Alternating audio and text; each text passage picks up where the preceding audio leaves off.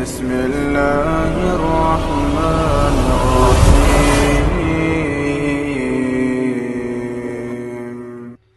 Bagaimanakah tobatnya orang yang tidak melakukan puasa Ramadan berkali-kali dan berturut-turut tanpa adanya uzur, dalam keadaan mengimani kewajiban menjalankan dan mengimani berdosa apabila tinggalkan? Bagaimana Ustaz? Siapa yang membatalkan puasa Ramadan dengan sengaja tanpa ada sebab, tanpa ada uzur, maka dia mendapatkan dosa dan tidak bisa dibayar dengan puasa apapun selama apapun. Maka yang diharuskan adalah untuk beristighfar pada Allah, bertaubat kepadanya, dan silakan memperbanyak ibadah-ibadah sunnah. Karena untuk membayarnya dikatakan walaupun dia berpuasa sepanjang umurnya tidak akan terbayar, karena dia membatalkannya dengan sengaja, amdan. Barakallahu fikum.